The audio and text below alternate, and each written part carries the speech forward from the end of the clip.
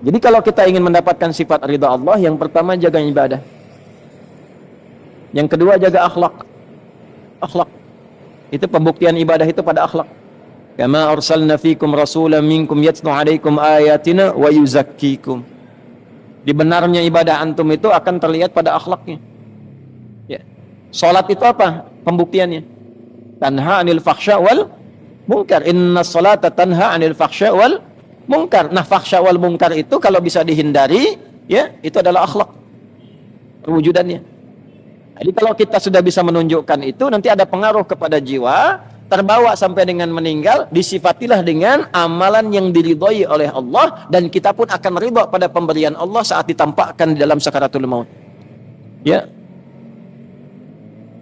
Ya ayyatuhan nafsul mutmainnah, irji'i ila rabbiki radiyatan mardiyah, fadkhuli fi ibadi, dengan sifat ibadahnya disebut ibad. Wadkhuli ditampakkan surganya, maka meninggal dalam keadaan senyum karena melihat surga yang ditampakkan.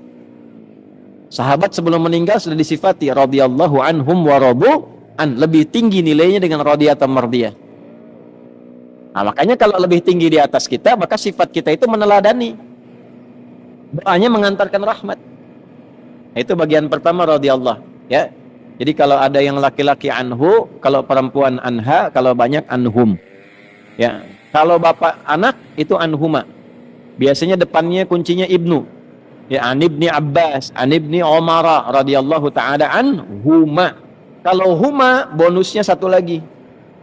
Mengalir pahala lagi untuk ayahnya dan ibunya, orang tuanya. Misal Ibnu Abbas itu kan dididik oleh ayahnya pedagang, sibuknya luar biasa. Tapi dia pengen satu dari keluarganya jadi ahli ilmu, yang mewarisi ilmunya Nabi SAW. Maka dari kecil disimpan di majlisnya Nabi. Titipin sama ibunya Ummu Fudail. Ya, tolong yang ini Abdullah ini siapin supaya jadi alim ke depan, ke majlis Nabi. Simpan, nanti bawa lagi, simpan, bawa lagi. Sampai Nabi meninggal beliau masih remaja, kisaran usia 13-14 tahun. Ya, sudah hafal 2000 hadis. Bapaknya baru 200, anaknya 2000. Didoakan oleh Nabi, Allahumma faqihhu fid din wa alimhu ta'wil. Kemudian disebut turjumanil Quran, jadi pakar Al-Quran, jadi ahli fiqih. Nah, setiap beliau menyampaikan satu hadis dari 2000 itu pahala mengalir pada orang tuanya. Makanya disebut dalam kitab ulama radhiyallahu taala anhuma. Sebagai tanda Abdullahnya dibuang, Abbasnya dimunculkan. Karena inisiatif mendidik anak itu datang dari orang tuanya. An ibni Abbasin. Ya. Nah, ilmunya dipakai, dalam ilmu sanad dipakai sebagai inspirasi. Kalau bapak ibu menyekolahkan anak ke pesantren, doanya dari ibu, dari bapak disiapkan yang halal, anak itu jadi ulama kemudian hari, hafal Quran, hafal hadis. Setiap dia menyampaikan sesuatu, bapak ibu dapat transferan pahalanya. Jangankan jadi alim, dia sekarang baca Quran, bapak ibu positif tuh, kirimkan yang halal, ibu doakan, dia baca Quran, pahala mengalir pada ibu. Nah, itulah keuntungannya begitu. Makanya cari sekolah-sekolah Islam, ya, cari pesantren-pesantren yang baik, yang ada Qurannya, ada sholatnya, supaya pahala mengalir. Hukum itu gimana niatnya? Innamal a'malu kalau orang tua niatkan dunia, bapak ibu dapat dunia. Itu aja sederhana. Di dunia yusibuha. Sekolahkan anak ke tempat favorit, kursusnya bahasanya bahasa asing, silakan perbanyak. Jadi sesuatu, jadi direktur, membanggakan Anda. Bangga, urusan apa? Dunia. Anda di servis, iya, urusan apa? Dunia. Selesai dunia, selesai.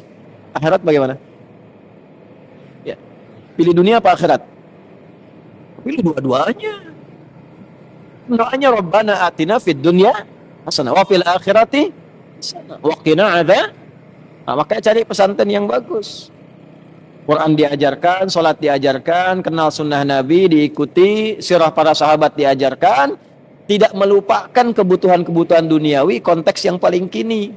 Jadi dokter dia yang hafal Quran dan paham fikih kedokteran. Masa yang mengandung perempuan yang periksa laki-laki?